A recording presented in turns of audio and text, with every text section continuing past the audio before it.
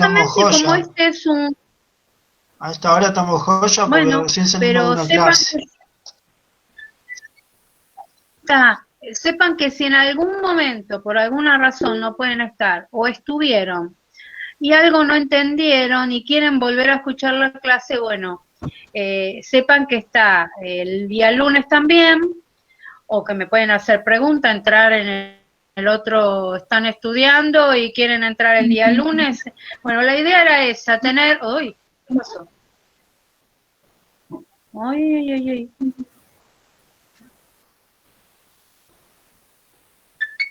Ay, Dios, ¿qué pasó? Ahí está. Bueno, la idea es que tengan 2 días, ¿sí? Si bien en realidad serían 2 horas, un solo día por semana, la idea es que ustedes, si están haciendo el trabajo, yo les voy a mandar a hacer un trabajo, o están estudiando, o no pudieron, eh, entonces puedan entrar en el otro horario o el otro día. Bueno, ¿ya estamos todos? Bueno, una pequeña presentación les hice en el Classroom. Ahí tienen mi correo. Mi correo es donde me van a tener que mandar los trabajos prácticos. Cualquier consulta, lo que sea, me mandan en el correo. Y bueno, la presentación de la materia está ahí bien sintetizada. Yo voy a dar antropología. Antropología es una materia muy amplia. Entonces, los temas que voy a dar están relacionados con la carrera que ustedes siguen, ¿sí? En la parte de las distintas corrientes antropológicas, la voy a dar muy por arriba, las últimas no se las voy a dar porque si no se les va a hacer una mezcla con las corrientes de historia en el caso de ustedes, ¿sí? Porque paralelamente siempre están habiendo cambios en las distintas materias, ¿sí?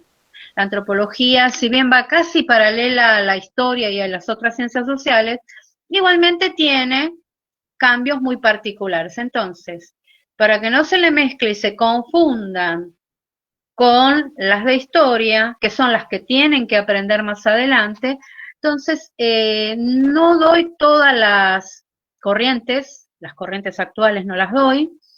Me focalizo primero en que entiendan bien qué estudia la antropología. Luego, bueno, cómo surge, cómo van surgiendo las distintas ramas, y luego paso a arqueología. La arqueología trato de darles un pantallazo bastante amplio, y eso sería lo del primer cuatrimestre. El segundo cuatrimestre es un poquito más pesado, tal vez a muchos no se les hace pesado porque tiene temas por ahí interesantes, pero es mucho más pesado en contenidos y demás con respecto al primero. En el segundo tienen la evolución de organismos, pero no toda la evolución de organismos, sino los que están relacionados con la evolución posterior del hombre, ¿sí? No vamos a aprender la evolución de los insectos y demás, no. Todos los organismos relacionados con la evolución de los primates y luego, obviamente, la evolución del hombre. Eh, Después pasamos a lo que se llama árbol filogenético homínido. Vamos a ver bastantes homínidos, no todos. Ustedes saben que antropología constantemente se está actualizando, sobre todo esta última parte, todo lo que sea evolución del hombre y poblamiento de América. Este año hay un montón de cambios, ¿sí? Se hicieron un montón de hallazgos, se hicieron los trabajos de investigación y hay algunas interpretaciones nuevas. O sea, la bibliografía que yo di el año pasado la voy a dar, más los nuevos hallazgos e interpretaciones recientes de ahora. Este es el momento en el año en que comienzan a mandar las comunicaciones de los avances. Por ejemplo, la temporalidad del hombre en América, hay hallazgos bastante importantes que, si bien teníamos la idea de que solamente el Homo sapiens sapiens había llegado a América, ahora parecería ser que mucho tiempo antes hubo homínidos. Hay algunas evidencias bastante claras. Eh, y obviamente esos homínidos que deben haber habido en ese momento no era el sapiens sapiens. Tendría que haber sido un Denisova o un Erectus muy avanzado. Lo más probable es que haya sido Denisova. Bueno, todo eso es nuevito, nuevito, así que no los voy a torturar más con eso. Entonces, vamos a dar toda la línea y vamos a agregar esto nuevo que gran parte del conjunto de científicos lo acepta, ¿sí? Acepta estos cambios, y hay otros que todavía se resisten. Entonces ustedes van a estar sabiendo el árbol filogenético que hasta el año pasado se tomaba en cuenta, y esto nuevo. Ustedes tienen que tener en cuenta que todo lo que sea antropología tienen que estar siempre tratando de actualizarse. Es decir, tratar de escuchar los nuevos hallazgos y demás, porque hay cambios. En este año, si esto vuelve a tener algún otro nuevo hallazgo o evidencia que ratifique estos sitios de 130.000 años, bien, entonces tiene que haber un cambio en esta interpretación que el hombre llegó hace 35, 40.000 años a América. Más o menos. Entonces, yo les voy a dar lo que venía dando, esto nuevo que es el avance, pero que está incluido por la mitad, ¿sí? Lo mismo en cuanto al Sapiens Sapiens, que hay una evidencia bastante importante que parecería ser, que tienen razón los europeos, que cerca de Europa o en el sur bien de la península ibérica, en Europa, surgen los primeros sapiens, cosa que hasta ahora se decía que no, pero surgieron unas evidencias bastante importantes. Todo eso se lo voy a presentar en el segundo cuatrimestre. Mejor así porque me va a llegar más información y va a estar más sólida esa información. Bueno, y lo último sería todo lo que sea corrientes de poblamiento de América. Las tres corrientes más tempranas, probadas, y una corriente que sigue ahí dando vuelta, pero no se pueden encontrar pruebas. Sí, sitios muy antiguos. En el sur de Chile tenemos 33.000 años. En el norte de Brasil tenemos 42.000. Tenemos sitios con 56.000 años. ¿Y cómo lo probamos? Entonces, de pronto es como que esta otra corriente que se postula es muy probable, que es en momentos de glaciación hay un cambio en las corrientes marinas. Por tanto, temporalmente, en el momento de glaciación, ya está probado que tiene que haber surgido una corriente marina muy cortita en el norte de África que caería más o menos a la mitad de Brasil. Pero esa no es una evidencia para tomarlo como evidencia científica para corroborar una corriente de poblamiento. Por eso la corriente africana no está tomada como corriente de poblamiento. Pero es muy probable, con todos estos nuevos cambios y hallazgos que tuvimos últimamente, es muy probable. Bueno, todo eso lo vemos ya casi llegando fin de año, no, octubre. Espero que para esa fecha haya más información. Este año fue terrible la cantidad de información que nos está llegando de cambios, ¿no? Pero bueno, eso es lo lindo de la antropología, que estamos siempre activos y no se repite la historia como si fuese algo cíclico y siempre igual. Bueno, eso es todo en la materia. Yo divido la materia en 3 trabajos. El último, que es todo lo que les relaté del segundo cuatrimestre, que sería evolución de organismos, árbol filogenético y poblamiento de América. Ese es un trabajo. Es el más pesado, el más largo. Y el primer cuatrimestre yo lo divido en 2, porque dado que ustedes, no todos, pero muchos están recién empezando, para no darles un trabajo tan pesado y con 2 temas tan distantes, lo dividí en antropología, toda la presentación de antropología, y el segundo trabajo, arqueología. Yo en general trato de hacer trabajos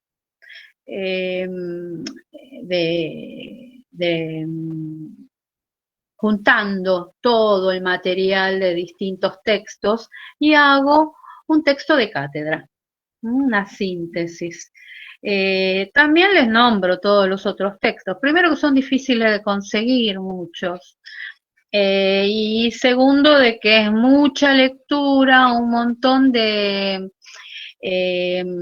palabras y explicaciones de temas que les va a ser difícil entender. Entonces, por eso yo lo que hago es una síntesis de cada uno de estos trabajos de investigadores, de arqueólogos, antropólogos, según el tema. La antropología biológica también es bastante pesada. Entonces, ustedes lo que leen es una síntesis más corta, con un diálogo más comprensible por cualquiera, y eso es lo que les hago llegar para que ustedes puedan hacer los trabajos y por supuesto estudien para el final. Bueno, entonces, lo primero que tenemos que acordar es si vamos a utilizar este Meet para trabajar o, bueno, voy a intentar hacer otro para poder tenerlos a todos juntos, ya sea los lunes, los miércoles, usar uno para las 2 oportunidades. ¿Este lo hizo alguno de ustedes? Supongo que sí. ¿Sí? Bueno, entonces... Sí, lo es un compañero, pero no sabemos quién. Bueno, yo no sé quién. Compañero Elías se llama. No, lo que no sé es por qué a mí no me ingresaban Lucas lo hizo. Ustedes intentaban entrar, pero no, a mí yo estuve horas acá sentada esperando, le mandé mensajes a todos los preceptores, o sea, ese directamente no funciona o será la página del ABC, porque es el del ABC ese. ¿Tienen idea ustedes que entienden más de tecnología? ¿No? Bueno, voy a tratar entonces en estos días hacer otro y empezar a mandarle a algunos de mis amigas, así, a ver si se puede abrir, porque puede ser que sea la página que no ande bien, porque el lunes en el 83 todavía no pudimos ingresar no es un Meet, sino tenemos una clase, ¿sí? El 83 abrió en el ABC una especie de clase. De todas maneras es mejor el Meet, que pueden entrar muchos, pero abrí el Meet en el ABC y no sé, ellos nos piden que tengamos un Meet así en la... o sea, en el ABC que es de ellos y obviamente ellos grabarán, supongo, la clase, no sé, llevarán una cuenta de quiénes son los alumnos que están presentes. La verdad no sé qué es lo que hace el ministerio con todo eso, ¿no? Pero nos piden que tengamos una conexión con algo que sea del ABC.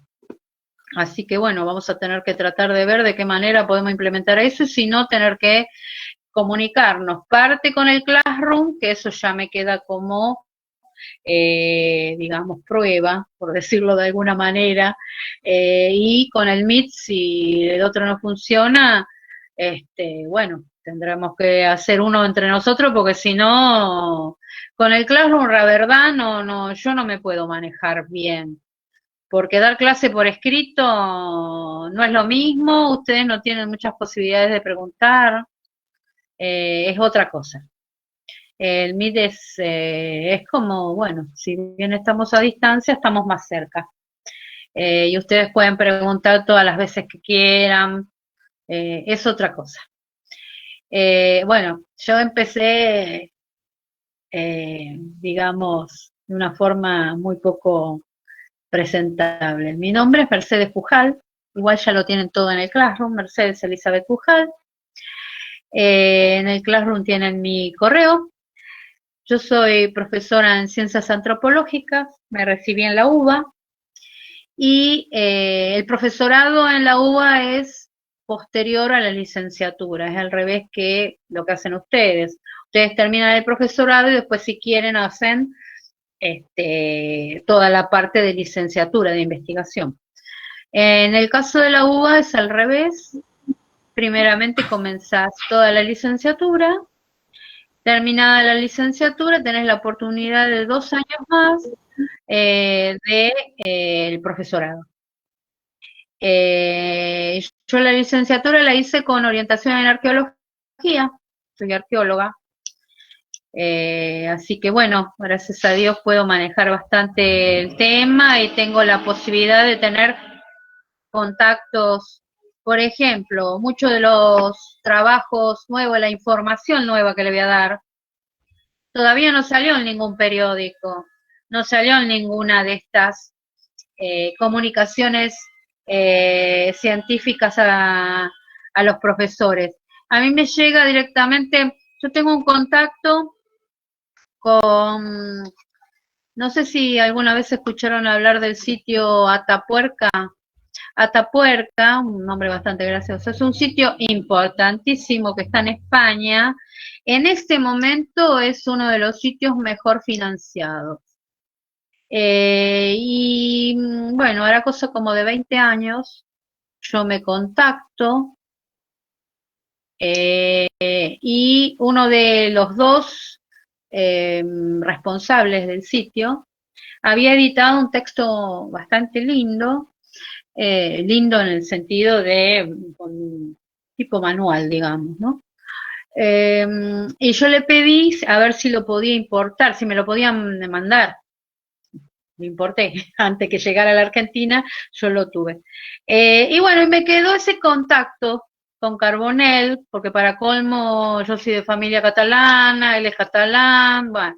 La cuestión es de que quedó ese contacto que me manda mucha información y también me contactó con muchos otros investigadores. Entonces tengo la suerte de que me manden casi de inmediato los textos que salen en castellano y demás, porque saben que yo estoy dando clases y que tengo que darles en castellano.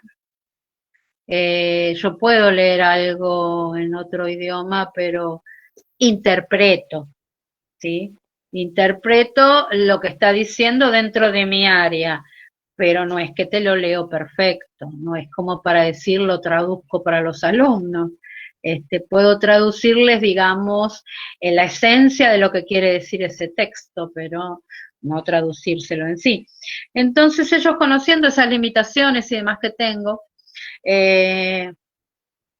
me suelen mandar mucha información que incluso sale en revistas científicas que están nada más que en España. Por eso a veces me llega, todo esto que le estuve comentando me llegó por ahí, me llegaron por los catalanes. Todos ellos ya me mandaron todos los apuntes.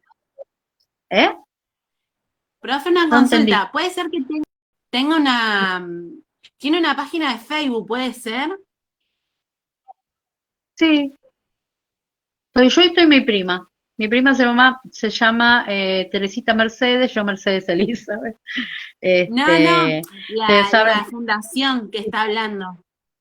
Ah, sí, tiene una página, tiene dos páginas, tiene un Facebook y después está el que es muy canchero, el asturiano no es muy, pero Edgar Carbonell se llama. Si ustedes lo buscan por mis contactos, lo tengo entre los amigos en el Facebook. Y él me contactó con otros dos catalanes que son muy así, que me mandan información. Ahora me contactaron con uno que me está mandando la copia de ustedes saben que en las comunicaciones científicas primero sale una pequeña información y demás, me los está mandando. Y de ahí yo ya voy teniendo un adelanto, ¿no? Como para que yo vaya diagramando y demás. De todas maneras, yo este año decidí, hago la presentación como venía haciendo hasta ahora y les agrego qué es lo nuevo, a no ser que ya desde la comunidad científica hagan el cambio en el árbol filogenético o en poblamiento de América. Yo les voy a dar, hasta ahora por lo que voy teniendo, es la información nueva. ¿Qué significa eso? Que si bien tenemos un ingreso, vamos a hablar de poblamiento de América, si bien tenemos un ingreso de entre 40 y 35 mil años por Beringia y 25 y 30 por la corriente atlántica, ¿sí? Hay evidencias ya irrefutables de que hay sitios, los primeros informes fueron en Canadá, pero después los americanos encontraron dos sitios. Los buenos informes son americanos, están en Estados Unidos. Pero los primeros sitios de 130.000 años, que nos caímos todos sentados, bueno, no podíamos creer, eran de Canadá. Ya hace, y hará 4 años que empezó a salir esto. Entonces, esa información se la voy a agregar, voy a hacer un textito de cátedra, se la voy a ir agregando. Cosa de que si hay nuevos hallazgos y demás, ustedes cuando tengan que dar clase de este tema, ahí ven con lo nuevo que va llegando, arman, ¿sí?, el nuevo discurso, digamos, por decirlo de alguna manera. Pero bueno, este año hay muchísima información nueva, muchísima. Creo que muy pocos años hubo tanta cantidad de golpe un año. El año pasado no hubo nada. Debe ser los 2 años juntos. Así que bueno, el primer cuatrimestre, el primer tema es un poco aburrido. Bueno, a ustedes les gusta historia, así que bueno, es la historia de la antropología, cómo surge la antropología. Yo generalmente las clases las comenzaba años atrás. ¿Qué estudia la antropología? Y me decían cosas, o les pedía que en un papelito me pongan que estudia la antropología. Me han llegado a poner astrología, la antropología era la astrología, bueno, me han puesto de todo. Es como que sin darnos cuenta, estos últimos 20 años, la población en sí comenzó a tener más conocimiento de lo que es la antropología. Hace 20, 22 años, cuando empecé yo con esto, a dar clases, es como que había un desconocimiento mayor, nadie tenía la menor idea de qué era la antropología. En cambio, ahora supongo que la mayoría de ustedes más o menos tienen idea. Pero en ese momento eran estudiantes de historia o geografía y no, parece que no, pero la información que suele ir saliendo lentamente en la televisión, en los diarios y demás, va haciendo que la población vaya conociendo un poquito más de qué es esta ciencia tan particular que es la antropología. Ustedes los historiadores, porque me imagino que dentro de unos años ustedes ya van a ser colegas míos, ustedes los historiadores estudian hechos, ¿sí? Hechos concretos, dónde sucedió, ¿Qué es lo que impulsó a eso? Lo que estudia la antropología de pronto en este momento es procesos, ¿sí? De pronto podemos llegar a hablar del mismo tema y yo voy a estar enfocada a darles la idea de un proceso y esto surgió, esto tal cosa. En cambio, ustedes van a estar más orientados a los hechos concretos más relevantes. Esa es una de las grandes diferencias, tomando en cuenta que aparte tenemos otras áreas, ¿no? Pero la antropología en sí surge en un momento muy particular. Ustedes saben que Europa se ha expandido en más de una oportunidad y sus intereses siempre fueron ¿cuáles? Los económicos. Bueno, la antropología desgraciadamente surge en uno de esos tantos avances. Cuando se da la gran repartición del mundo colonial, posterior a lo de Colón, porque todos confunden con la parte de Colón, esa repartición hace que cada uno de los países europeos les toque distintas zonas muy lejanas y paralelamente la revolución industrial que estaba, ¿sí?, en danza en ese momento, paralelamente la revolución industrial había llegado a una situación en la cual la fabricación comenzaba a ser muy rápida con respecto al consumo, es decir, comienza a haber excedentes. Y los grandes capitales, en general en ese momento eran los nobles, esos eran los apoderados de todo el capital que manejaba las distintas industrias en ese momento. Entonces, ¿qué pasa?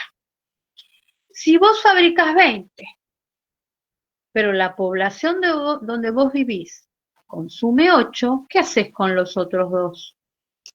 Ese excedente que tenés de producción, tenés que buscar dónde insertarlo, porque si no, chao, no podés seguir creciendo. Bueno, eso es lo que pasó en ese momento, hablando así en sencillo, ¿no? Comienza a haber excedentes en la fabricación y era necesario encontrar nuevos mercados. Pero ¿qué pasa? El resto del mundo no tenía el mismo tipo de consumo, tenían otro modo de vida. Entonces era necesario conquistarlos, pero no de forma visible y bélica. Si alguien viene, los invade, ¿ustedes van a adquirir esa costumbre de ese otro? No. Obviamente va a haber un rechazo y va a querer uno marcar su identidad y el otro que siga con la suya. Entonces era necesario de que estos otros no se den cuenta de esta conquista, entre comillas. Es decir, había que conocerlos, ver cuál era el individuo o el grupo de individuos que influenciaba a todo el grupo para poder conquistar a esos con regalías y demás, para que ellos lentamente vayan convenciendo al grupo en el cambio. La idea base es esa. Así es como comienzan es el momento en el cual, bueno, la economía también surgió, hay un montón de otras ciencias que surgen en el mismo momento. Acá lo importante era que era necesario enviar investigadores a esas lejanas colonias que les había tocado a cada país para conocer a los que vivían ahí, para conocer a los otros. La sociología estudia a nosotros, a la sociedad nuestra. La antropología estudia a los otros, a los diferentes. Así es como surgen los primeros antropólogos. Comienzan a viajar a todas las colonias y ellos tenían su libreta de campo, ahí surge la libreta de campo, donde redactan todo lo que ven, vuelven a su país y tratan de interpretar todo eso que ven. Pero ocurre algo muy particular. Ninguna sociedad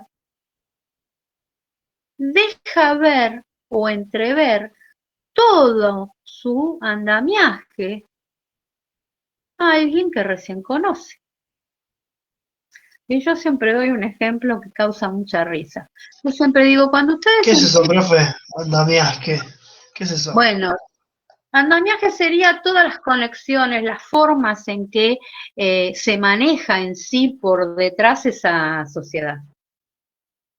Yo siempre doy... Vygotsky habla del andamiaje. ¿Cómo? Vygotsky habla del andamiaje. Bueno, utilizo a veces... el problema del antropólogo es que lee distintos textos de distintas cosas y nos va quedando palabras que a veces me parece muy bien que me hagan la observación de preguntarme, porque así de esa manera yo me replanteo y trato de encontrar otras palabras para que lo puedan manejar todos. Yo tengo claro de que ustedes recién ingresan. Es así, el conjunto de alumnos de primer año o son chicos que recién salieron del secundario y tienen que dar el salto a ingresar a una carrera terciaria, o son personas que ya hace tiempo que han dejado la escuela y es lo mismo, ¿sí? Entonces, desde mi forma de pensar, es necesario darle textos fáciles y accesibles para que poder darles esa mano para que suban a la escalerita de la carrera. Y me parece bien que me hagan esa observación porque así, bueno, me explico de otra manera. Entonces, toda sociedad tiene un modo de funcionar, ¿sí? Y ese modo de funcionar no van a dejar que lo vea todo el mundo. Y yo doy siempre el ejemplo gracioso es, ustedes ahora cuando se tengan que empezar a reunir para estudiar, posiblemente se reúnan en alguna casa de algún compañero, bueno, ahora con la pandemia no, pero bueno, si se fuese una situación normal. Y los van a recibir o en el comedor o, bueno, según lo que tengamos, o el living, tenemos la suerte de tener living. Y seguramente, como estamos estudiando, vamos a tener un poco de lío en casa y vamos a meter todos en el lavadero, lo vamos a cerrar el lavadero para que no lo vean. ¿Sí? Ese sería. En cambio, ya llegado a final de año, ya llegaron a tener cierta confianza para que el otro entienda, hoy tengo toda la ropa para lavar o esto, porque estoy del estudiar, ¿sí? Eso es lo que ellos querían conocer, ese funcionamiento, llegar a esa confianza, que el otro permita ver el manejo, que es normal en cualquier grupo o familia, ¿sí? Entonces,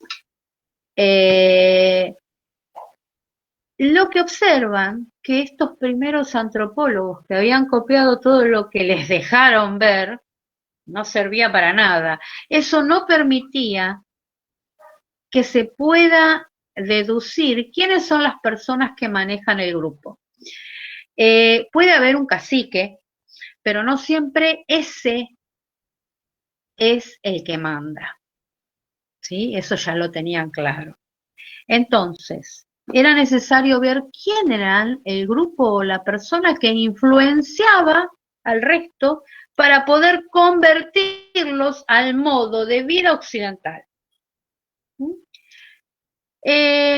Entre todos los antropólogos comienzan a cuestionar eso y comienzan a cuestionar lo que van a encontrar en un textito que después les voy a colocar. Por ahora No, la otra semana se los voy a colgar.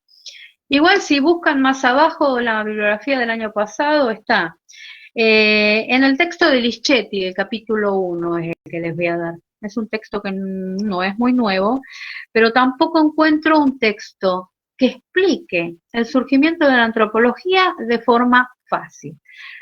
Lichetti hizo un texto para el CBC, ese texto es del CBC. Es justamente para chicos como ustedes, que recién empiezan, con un diálogo fácil. Lo que tiene es que pone muchos ejemplos. Yo no les voy a pedir los ejemplos son para que ustedes lo lean e interpreten lo que está queriendo decir esta investigadora, ¿no? Yo les voy a dar el texto y aparte el resumen de cátedra, que es lo que quiero que extraigan del texto, que es mío. Entonces, los antropólogos empiezan a ver que eso no funcionaba y que era necesario crear un método, el método de trabajo de campo, un método para lograr captar la confianza de estos otros. Y así es como todos los antropólogos que estaban investigando comienzan a darse cuenta cuál tenía que ser el método, pero Malinowski es el primero que lo escribe. Lo escribe en uno de los textos que hace de los argonautas del Pacífico. Pero no significa que él sea el creador del método de trabajo de campo. Ya los antropólogos estaban convencidos que era necesario ganar la confianza de estos grupos que estaban investigando. Así es como él escribe bien clarito, que para poder lograr conocer profundamente a estos pueblos era necesario que el antropólogo permanezca gran cantidad de tiempo dentro del grupo.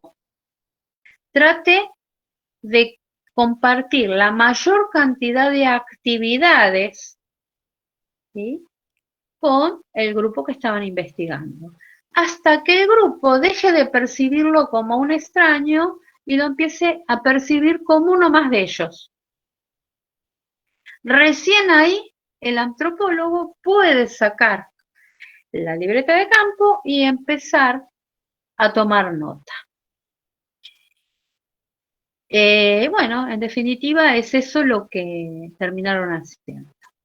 Y ahí es donde comenzó a tener, digamos, resultados efectivos. Les voy a dar un ejemplo de acá, de Venezuela, muy posterior, ¿no? Pero este ejemplo es claro. En Venezuela hay un grupo llamado Achuam, que viven en unas casas como alargadas, que se llaman malocas, muy grandes. Y hay dos lugares importantes en esa maloca, esa gran casa. Uno en una punta y el otro en otra punta, ¿sí? Es ovalado. En una punta está el área de los varones exclusivamente, donde ellos se reunían a tomar chicha y a discutir distintos temas. Y en la otra punta vivía la familia de la mujer más anciana. Cuando fallecía la mujer más anciana, la familia de esa mujer se trasladaba ahí. Bueno, los primeros avistamientos de investigación de este grupo los tildaban como que era patriarcal, es decir, los hombres tenían un lugar donde discutían, donde estaban solos, la mujer solo entraba a servirles chicha y tenía que salir. Bueno. Cuando hicieron un trabajo de investigación más largo, con este método en el cual los investigadores ingresaron en el grupo, compartían todas las actividades, salían a cazar, a esto, a lo otro, lo que sea, se dieron cuenta que cuando tuvieron que tener una decisión importante, los hombres discutieron en su lugar de nada más que de varones. Pero cuando hicieron una resolución, se trasladaron a hablar con la mujer más anciana. Y es ella la que tomó la decisión de cuáles eran las cosas que había que hacer, ¿no? Entonces, ¿es patriarcal o es matriarcal? Obviamente es matriarcal, porque la que dio la última orden fue la mujer más anciana. Bueno, ese es uno de los casos. Hay lugares en el cual están los grupos de ancianos que toman las decisiones y hay mayor cantidad de grupos matriarcales de lo que pensamos. ¿Sí? Muchos grupos es el hombre el más fuerte, el que tiene otra forma de manejarse, la mujer de una forma más sumisa, pero las decisiones en general, ¿sí?, se toman con las mujeres mayores, ¿sí?, relacionados obviamente con qué es lo mejor para la familia, un montón de cosas que tal vez el hombre no es que las pase por alto, pero no es lo mismo que la mujer que es que está con la familia. Entonces, hubo grandes cambios en muchos grupos estudiados últimamente en el cual se creían que eran patriarcales y en realidad eran matriarcales. Eran las mujeres las que daban el último sí o bueno, eso, pero modificado esto y esto. Entonces, ¿quién es la que daba la orden? La mujer. Bien, entonces, este trabajo de campo, ¿sí?, o método de trabajo de campo, sería la última etapa del principio de la antropología, ¿sí?, que sería el paradigma funcionalista. ¿Por qué funcionalista? Porque ellos lo que hacen es ver y deducir cuál es la función de cada institución de una sociedad. Y acá la palabra institución no es institución como lo vemos nosotros. Institución, una escuela, ¿sí?, instituto.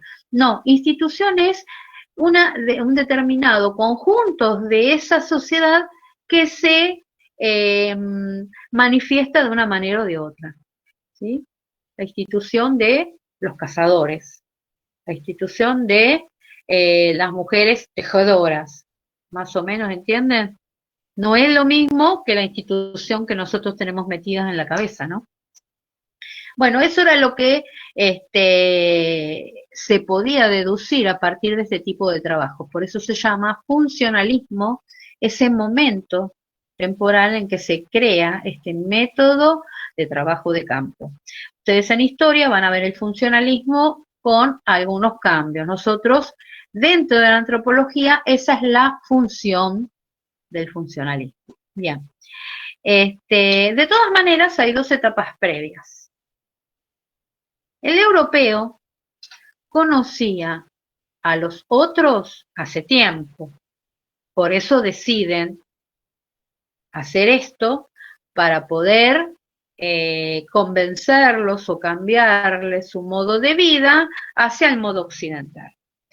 Hay muchos relatos de los grupos que iban a buscar porcelana, que iban a buscar sedas a Oriente, alfombras, especies. En general, los relatos de estos viajeros eran, y nos cruzamos con un grupo, ¿sí?, de aborígenes, y generalmente resaltaban lo más distante de la sociedad occidental. Todos pintados saltando alrededor de una hoguera, cosas así. Pero nunca habían tratado de ver cuál era la función que tenía ese cántico alrededor de una hoguera y por qué estaban pintados, qué representaba para ese grupo, ¿no? Eran distintos y siempre se los vio inferiores. No se olviden del europeocentrismo, ellos eran superior a los otros. Bien, en ese primer momento o etapa previa a que surja la antropología como ciencia, la podemos llamar paradigma iluminista. El paradigma iluminista, de alguna manera, es lo que planteaba Rousseau de el buen salvaje, cercano al origen, ¿sí? Y era lo que impulsó la idea de que eran inferiores, que luego la termina de remarcar Darwin, ¿no? Disculpe, profe, ¿paradigma cómo? Iluminista. Gracias. Entonces, el paradigma iluminista es el momento previo a que la antropología se conforme como ciencia. Había un conocimiento de los otros, pero no un estudio de estos otros, de cuál era el por qué se vestían así, o el por qué hacían una festividad de esa forma, por qué se pintaban todos. Todo tiene un motivo. Luego surge la etapa que les comenté de la necesidad de conocer a estos otros, pero que se hizo ese trabajo, que iba ahí, todo lo que se veía se recolectaba. Ese es el paradigma evolucionista. Igual está todo en el textito, no se hagan problema, igual yo lo repito más de una vez. Y luego, cuando se termina de consolidar cómo se iba a trabajar, el método de trabajo de campo, es el funcionalista. Estos son los tres paradigmas, ¿sí?, que impulsan a la antropología. En el momento evolucionista, se llama evolucionista justamente por lo de Darwin, pero hay un planteo muy particular que dominó la idea en ese momento del europeo, afirmando su superioridad, que aún la siguen manifestando. Bueno, fue el paradigma de los tres estadios de Morgan. Morgan plantea, ustedes lo van a ver detalladamente cada uno de los estadios, cómo se subdividen. Yo lo único que pido es esa idea de esos tres estadios. El primer estadio él lo llama salvajismo. Para él eran todos salvajes. Y que todos los hombres habían pasado por ese primer momento de ser salvajes. Luego la barbarie, cuando ya hay alguna organización, pero seguían siendo, bueno. Profe, Y luego perdón, eso se relaciona, perdón, profe, ¿eso se relaciona con la idea de Sarmiento? no, la idea de Sarmiento es posterior, pero sale de ahí. Fíjate de que no habla de salvajismo, ¿sí? Pero surge de ahí, pero no es lo mismo, no es la misma idea. Morgan habla de salvajismo como la primera etapa de toda sociedad, ¿sí? Eran nómades, algunos eran recolectores, otros cazadores, según, ¿no?, la zona en que estaban habitando. Y luego algunos de ellos lograban comenzar a crear, por ejemplo, sistemas de cultivo, comenzaban a criar determinados, domesticar, mejor dicho, determinados animales, criar y ya no estar vagando de un lado para el otro. Encuentran determinados lugares donde se asientan y son más benéficos que otros, ¿sí?, en el que tienen agua cerca, crían su ganado y siembran en un lugar cerca de aprovisionamiento de agua, reparado de el frío intenso, bueno, distintos Los grupos no se asentaron en un lugar porque sí, se asentaron porque había cosas que les permitía estar mejor que en otro lado. Bueno, esa sería la barbarie, pero esto está relacionado, el término, está relacionado con las luchas que había entre los grupos, a veces por la zona donde había recursos, o algunos grupos lo que hacían era organizarse para aprovecharse del cultivo de los otros grupos. Todo eso es lo que va a describir Morgan en el texto que seguramente ustedes van a leer. Y luego, la civilización. ¿Cuál es la idea de Morgan y de muchísimos otros en Europa? Es que el europeo fue el único capaz, fíjense el término, capaz de llegar a ser civilizado. Ya había pasado las otras etapas, pero él fue el único capaz, del grupo europeo, ¿no?, de llegar a ese nivel de organización. Viéndolos a los demás como incapaces de lograr evolucionar, ahora les voy a comentar por qué se equivocaban. Para la sociedad europea en ese momento, los demás no habían tenido la capacidad suficiente para llegar a ser civilizados, por tanto había que ayudarlos, entre comillas, ¿no? Ayudarlos y sacarles por detrás ventaja. ¿Por qué se equivoca? Vamos acá a ejemplos cercanos, a América. ¿Por qué creen que mayas, aztecas e incas tienen las culturas tan ponderadas? Porque donde vivían, si no se organizaban, ninguno subsistía bien, ninguno iba a estar bien. En cambio, ahora vayamos a la zona de Paraguay, Brasil, ¿sí? Los guaraníes. Los guaraníes estaban atomizados en miles de aldeitas. ¿Pero por qué? ¿Por qué no estaban todos Porque les juntos? sobraban los recursos. Si estaban todos juntos les faltaban los recursos. En cambio eran tan inteligentes de que si ellos estaban atomizados, iban a tener todo el año recursos, les iba a sobrar los recursos, de alguna manera es lo que vos decís. Entonces, no eran ningunos tarados, ni tampoco tan incapaces de estaban organizados. Lo que ocurre es que el medio ambiente donde estaban les permitía tener muy buena vida sin necesidad de gran trabajo, viviendo atomizados. Pero ¿qué ocurría? Cuando llegó el europeo y tocaba una aldea, se les venían todas las aldeas encima. Entonces no estaban tan desorganizados.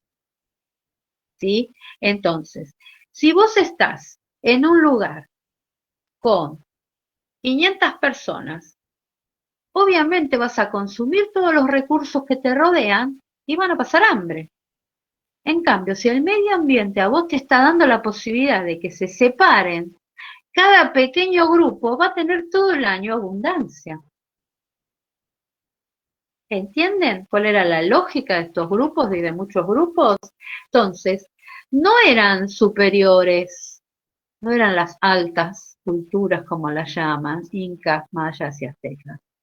Todos tenían la misma inteligencia, simplemente que cada uno estaba en un medio ambiente distinto y se adaptaban a ese medio según la circunstancia. Por ejemplo, los incas. Si no hubiesen tenido esa organización, ¿hubieran tenido todos un...? No. Porque en cada lugar donde se asentaban, era más beneficioso para un determinado recurso. Entonces, esa situación de caravanas de llama que redistribuían todos los alimentos, también vasijas y demás, era lo que permitió que todos viviesen bien. Si ellos estaban en la base, al lado de el surco de aguas del río, podían sembrar exitosamente maíz, ¿sí? Y las terrazas que están bajas. Pero no iban a poder conseguir determinados como quinoa, hay determinados ajíes y demás que están en determinadas alturas, y sería bastante molesto tener a las llamas entremezcladas con las plantaciones de maíz, e incluso les iba a faltar alimento. En cambio, si el ganado, las llamas, las tenían en el cerro, en la parte de arriba, donde hicieron corrales, ahí tenían siempre pastos verdes para que se alimenten y no molestaban ninguno de los otros cultivos. Tenían una organización bárbara, pero porque el medio ambiente los impulsaba a hacer eso. Si ellos no se conectaban, ninguno iba a estar suficientemente alimentados. Por ejemplo, había lugares donde había sitios solamente de extracción de arcilla y fabricación de vasijas. ¿Quiénes iban a vivir ahí? Ahí mandaban a los mejores artesanos, pero esos artesanos no se podían comer arcilla. En cambio, las llamas le traían, las caravanas de llamas le traían todo tipo de alimento y ellos le mandaban a los otros las vasijas. En la zona donde se cultiva, en la zona cerca de los ríos, donde se cultiva maíz, imposible tener una buena arcilla para hacer ese tipo de vasijas. Entonces, todo necesita, por eso se organizaron de esa manera. Todos los grupos se organizaron según el medio ambiente que los rodeaba. Lo que ocurre es que el europeo, acostumbrado a la grandiosidad, eso que tiene algo más visible, más las pirámides, bueno, eso es más civilizado para ellos, y no es así. Por eso di el ejemplo de los guaraníes. Los guaraníes estuvieron rebeldes siempre, nunca fueron totalmente dominados, salvo los pocos que estaban en determinados lugares jesuitas, pero en realidad nunca fueron totalmente dominados. En cambio, los incas fueron dominados, los aztecas fueron diezmados directamente, que seguramente se deben haber rebelado, ¿sí? No dejaron a uno, ¿sí?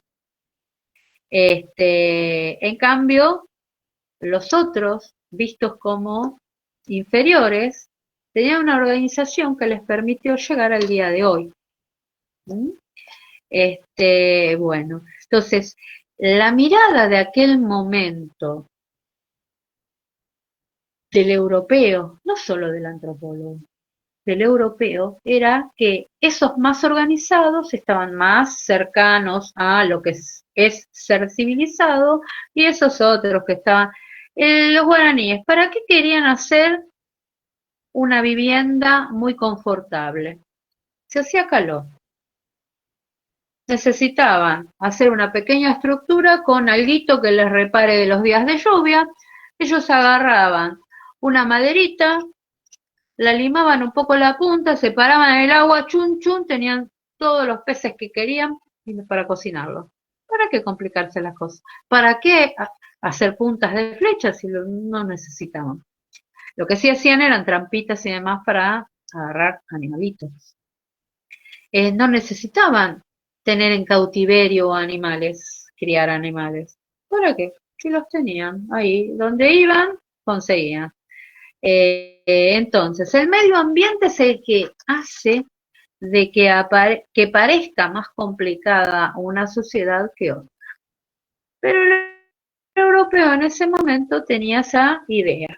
Civilizados, los europeos, y barbarie, los incas, todos estos estarían dentro de lo que sería una barbarie elevada, casi llegando a lo que sería la civilización. y los salvajes salvajes, que en este caso pondrían a los guaraníes, ¿no? Más o menos, ¿se dan cuenta? Entonces, la mirada antropológica ha cambiado, ha comenzado a observar esos otros detalles, ¿sí? Que el medio ambiente, de alguna manera, impulsa a un grupo a complicarse o no, ¿sí? El hombre siempre inventó cuando tuvo una necesidad. Inventaron una silla cuando tuvieron la necesidad de estar más cómodos e inventaron una silla, ¿sí? Inventaron cuchillos porque tenían la necesidad de, en lugar de tironear de la carne de los animales, cortarla para que sea más fácil de comer. ¿Sí? Todos los inventos están relacionados a una necesidad, a un impulso externo, ¿sí? Del grupo social. Bien, entonces, había una idea de 3 estadios de evolución de la sociedad y ellos, como forma de justificar esa invasión que se iba a dar de una forma muy suave, que no se note, pero no dejaba de ser una invasión, justamente se apoyaban en esta idea de estos 3 estadios. Entonces ellos lo que decían es que el europeo tenía que ayudar a estos otros y brindarles la posibilidad de acceder a la civilización. Según cómo cambias el diálogo, ¿sí? Interpretas las cosas de una manera y otra. Entonces, ellos iban a saquear, como lo hicieron siempre después, a estos otros, ¿sí? Los iban a usar para que consuman sus productos y de paso que les den recursos. Pero ellos le estaban dando la civilización. Esa es la idea de ese momento. Obviamente la antropología después cambió su objeto de estudio varias veces, siempre estudia al otro distinto a la sociedad occidental, pero obviamente que cuando deja de haber estos otros salvajes, entre comillas, en el medio de la selva, el interés del grupo dominante hegemónico era dominar a estos grupos que ya estaban siendo dominados, ¿no? Los grupos, no solo se le crea la necesidad de consumir lo manufacturado en Europa como algo novedoso, lindo, sino también que se los ingresaba al mercado laboral. ¿Por qué? Porque si ellos querían eso, necesitaban plata. Para originar plata, se podía explotar recursos que tenían en el área. En ese momento lo que estaba prohibido es que se instalen fábricas en las colonias. Las colonias eran para consumo de lo que se producía en Europa y para que exploten recursos naturales. Entonces, venía el barco lleno de manufactura, ¿sí? Y cargaban recursos naturales. Recursos naturales que a veces eran transformados, por ejemplo, Bolivia. Bolivia, yo estuve trabajando en Bolivia. Bolivia tiene un monumento, parece, es un edificio enorme que nunca fue usado, que ellos lo habían hecho con la intención de que sea el lugar donde se transformen los metales que se extraían. Y bueno, nadie sabe por qué nunca se utilizó. Siempre se manda la plata, que es lo que más utilizan para sus artesanías y demás, la plata y todo lo demás, a Inglaterra, venía purificada y ahí hacían, ¿sí? Todas las cositas de plata y demás que esa es la forma en que trabaja el europeo. Vos me das tu recurso, yo te lo transformo y te lo vengo y te lo cobro el triple. Ganancia. Ahí está. Entonces, no se permitió por mucho tiempo que hubiesen fábricas en las colonias. Cuando ya la mayor parte del mundo había sido convertido, o en realidad es eso, convertido a mano de obra, ¿sí? A una forma de trabajo occidental, era necesario nuevamente el antropólogo. ¿Por qué? Porque ¿quién manejaba en las colonias a todos estos grupos? ¿Quién era el que organizaba eso, que venga lo de Europa, esto? Hey, Era un pequeño grupo europeo. ¿eh? Era un pequeño grupo europeo. Entonces, en ese momento era necesario el antropólogo porque el grupo aborigen, convertido ahora en proletariado, trabajador, ya sea de la tierra o extracción de minerales o lo que fuese, el recurso que estuviese en el lugar. Profe, Sí, ahí también podríamos hablar de genocidio cultural, ¿o no? exacto, sí, sí, porque se eliminaron todas las culturas. No sé si alguna vez ustedes escucharon algún video o algo. Acá es muy común los QOM, hay muchos QOM. Ellos no quieren decir que son QOM cuando llegan acá. Ellos de alguna manera es como que odian su cultura, como que la ven inferior. Y en este caso hacían lo mismo. Era superior la cultura europea, lo que traían de allá manufacturado, y de esa manera iban eliminando muchas tradiciones que en algunos pueblos se tradujeron de generación en generación en forma oral, por ejemplo los quilmes. Saben que los quilmes en Tucumán, que ahora todos los quilmes están ubicados allá en Amaicha del Valle, ellos, es increíble cómo fueron transmitiendo de una generación a otra cánticos, danzas, y comenzaron a representarlas allá, comenzaron a vivir como quilmes nuevamente. No todos los pueblos tienen la misma forma. Muchos pueblos han perdido mucho de su cultura. El que no transmitió de forma oral de una generación a otra, perdió.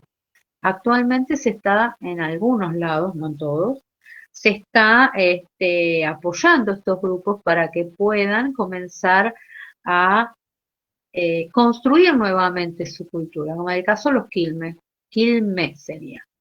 Es muy interesante lo de los quilmes, cómo están, saben que los artesanos de los valles calchaquíes más importantes de los incas eran los quilmes. Hay unas vasijas, ¿sí? Con doble, ¿sí? Salida. Hay una muy linda acá en el Museo Etnográfico que tiene como un niñito hecho todo. Esas vasijas son quilmes. Si bien era inca, pero los fabricantes de esa y de las vasijas más finitas, que es lo típico que viene desde la zona de Perú, acá en los valles calchaquíes los mejores alfareros fueron los quilmes, eso ya está comprobado. Por eso fue el grupo que más resistió y los trajeron hasta acá, pobrecito, bueno, nos dieron el nombre. Es interesante todo lo de los quilmes, estudiarlo. Pero bueno, entonces, muchas de las cosas que se perdieron lo fueron transmitiendo de generación en generación y ahora está reviviendo. Y otros pueblos, generalmente más castigados, mucho más castigados, los esclavos y demás, han perdido mucho. Si bien han podido seguir de generación en generación pasando algunas prácticas, muchas las han perdido. desgraciadamente. Eso es lo que originó Profe, por la eso revolución. muchos grupos todavía hoy lo que quieren es hacer que las nuevas generaciones dejen por escrito estas transmisiones orales para que no se pierdan. Sí, que es lo que están haciendo sí los filmes, es cierto eso. Sí. Pero en ese momento era necesario transmitirlo oralmente porque el europeo no iba a permitir que eso esté escrito ni nada por el estilo. Siempre era todo por detrás, escondido. Ay, qué horrible debe haber sido, pobre gente. Pero bueno, es lo que tuvimos y seguimos teniéndolo desde otro punto, ¿no? También. Pero bueno. Entonces, el europeo siempre tuvo esa idea europeocentrista y aún la siguen teniendo. Muchos grupos culturales todavía siguen sintiendo vergüenza de ser originario de tal cultura. Esas son cosas que hay que ir tratando de cambiarlos y tratar de reforzar cada uno de los grupos culturales. Pero bueno, va a ser un trabajo bastante arduo ese. No todos los países tienen políticas como para que se pueda dar eso, ¿no? Algunas mejor, otras peor. Bueno, entonces, en ese momento, entonces, el europeo eran muy pocos los que manejaban todo este circuito de elementos y manejaban a grandes poblaciones, por tanto, necesitaban alguien que los cuide, digamos, de una manera sencilla. Ellos necesitaban un antropólogo que ingrese en el grupo de trabajadores, ya sea de las minas, ya sea de un cultivo o de lo que fuese, practique como la actividad como si fuese un obrero más y preste el oído para tratar de ver si había alguna rebelión o algo que pudiese perjudicar al grupo dominante que estaba en ese momento manejando esa colonia. ¿Me entienden cuál era la segunda etapa de la antropología social? ¿Sí? De todas maneras, hay un trabajo muy importante que hizo un antropólogo en el cual dice, estaban muy bien organizadas esta segunda etapa de la antropología social, pero no surgió efecto, por ejemplo, durante la Revolución Zapatista. Durante la Revolución Zapatista había gran cantidad de antropólogos trabajando y evidentemente el pueblo no era tonto, se daban cuenta quién eran los buchones, por decirlo de una manera sencilla, y a ellos no les llegaron ninguna de las informaciones de que se estaba gestando una revolución. Nunca se enteraron. Entonces, ahí está otra de las cosas que demuestra que estos grupos no eran tan inferiores como ellos decían. Pudieron darse cuenta quién eran las personas que de una manera o de otra llevaban las noticias al grupo dominante y evitar que no se hiciera la revolución. Ay, Dios, hablé mucho. Bien, entonces, todo esto sería lo que llamamos antropología social, el estudio del otro que no es occidental. Momento. Tengo mi provisión de caramelos.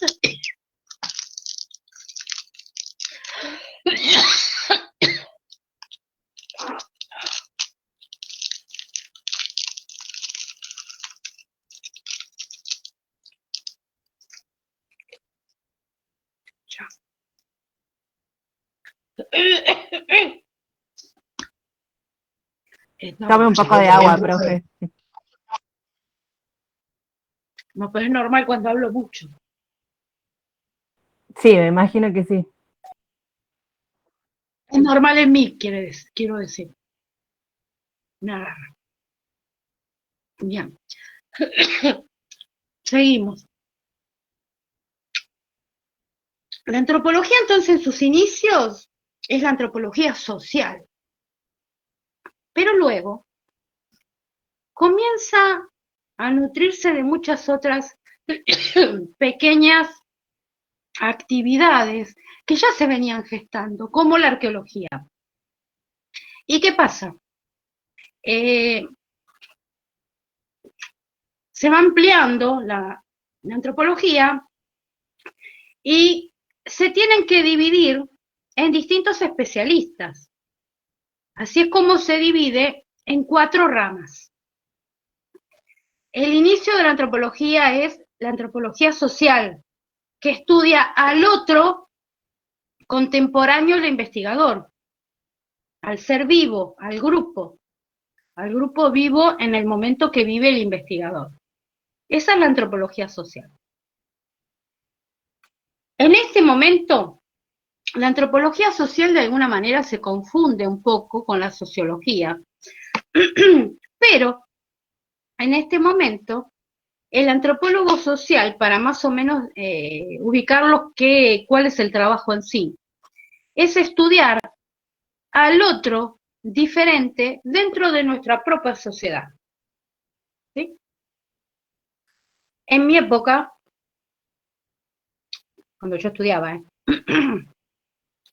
estudiar al otro cultural dentro de nuestra propia sociedad era, por ejemplo, investigar las distintas estrategias de inserción laboral de los homosexuales, por ejemplo, que en ese momento no podían insertarse laboralmente. Bueno, todo eso, gracias a Dios, fue cambiando. Pero en ese momento era ver cuáles eran las estrategias que tenían. Ocultar su forma para tratar de pasar por lo que no quisieran pasar. Bueno, había distintas estrategias. Después, también, otro de los estudios que hubo durante bastante tiempo fue el estudio de las prostitutas. ¿Por qué llegaban a eso? Bueno, de qué manera se organizaban, hasta cuándo consideraban ellos seguir con ese trabajo y qué hacían para poder respaldarse el resto de la vida, ¿sí? Cuando casi todas decían que hasta los 30, 35, y mientras tanto iban ahorrando, comprando departamentos, y ¿qué hacían? Lo único que ellos sabían hacer, solían armar departamentos privados, ¿sí? Nuevas chicas, más jóvenes, ellos manejaban eso. ¿Qué era eso? Bueno, entonces, se empieza a estudiar estos grupos excluidos dentro de nuestra sociedad, excluidos en aquel momento, ¿aclaro? Entonces, lo que se observaba era cuáles eran las estrategias para poder sobrevivir, para poder mejorar su situación de vida. Y lentamente la antropología social sigue buscando cuáles son los grupos excluidos para conocer eso justamente. Un trabajo muy importante que hubo es sobre los grupos de cartoneros. ¿Cuáles eran las estrategias, ¿sí?, de ellos? Y lentamente se los pudo ir organizando. Suelen haber trabajos de antropología social justamente para lograr insertar de alguna manera a algún grupo excluido dentro de nuestra sociedad.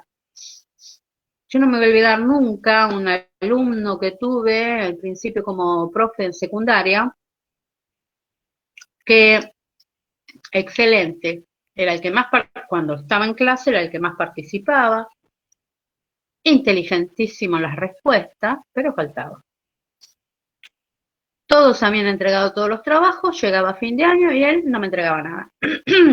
Bueno, hago un pacto con él que me tenía que entregar tal y tal trabajo en la siguiente clase, que yo ya cerraba el año.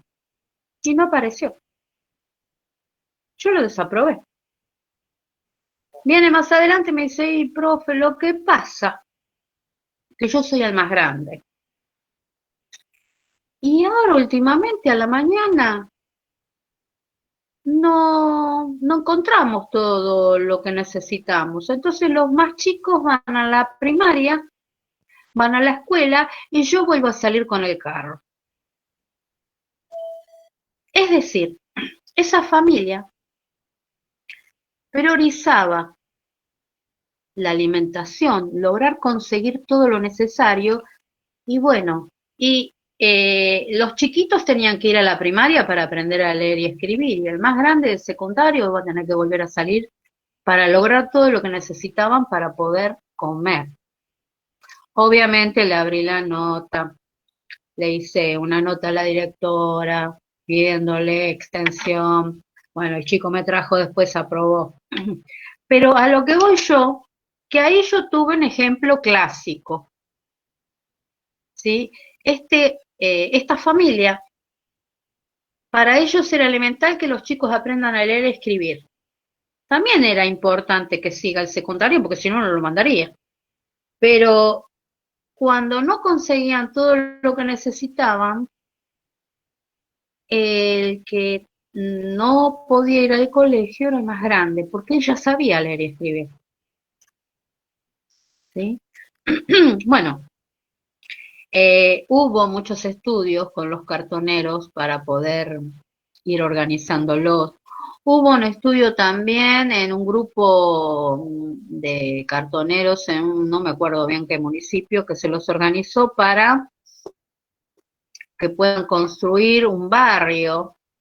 Los antropólogos fueron, digamos, el medio para tramitar que se les dé tierras. Se los organizó para que hagan compras grandes, para que de cemento, ladrillo y demás, para que el valor sea inferior. De alguna manera, no es que ellos no eran capaces de poder hacerlo, podían organizarse, pero no era lo mismo que un grupo de investigadores intervenga, le golpee la espalda ahí al intendente o lo que fuese, para que medie, para poder conseguir ese valor más bajo para este grupo. Bueno, hay distintas acciones que se han logrado, ¿no? No siempre son las mismas. Pero siempre se trabaja con un grupo excluido, coetáneo al investigador. ¿Sí? Esa es la antropología social. En toda esa trayectoria de la antropología social,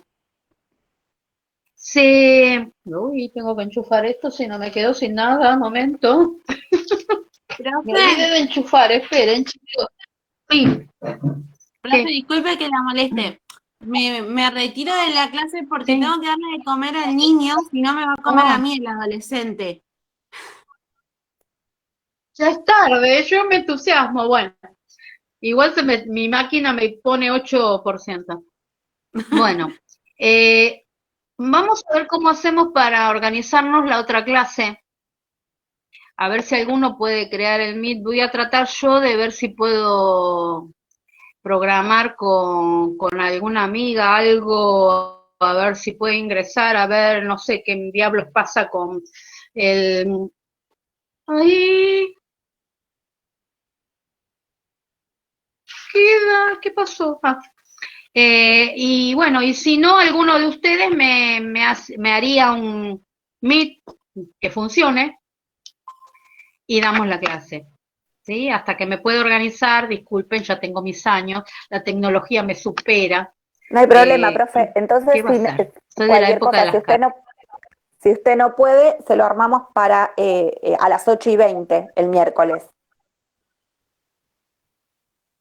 Dale, y voy a tratar de ver si puedo contactarme con los de geografía, que no me pude contactar, voy a ver. Ahora cuando empecé la clase estaba pasando, porque son muchos, estaba haciendo la nota para mandarles por correo a todos, estaba pasando los de geografía y igual les voy a mandar a ustedes mi correo, bueno, lo tienen ahí también en el coso, pero bueno, les voy a mandar. Bueno, chicos, que tengan una buena semana. Cuídense, por favor. Gracias, muy profe. fuerte. Buenas Gracias, noches. profe.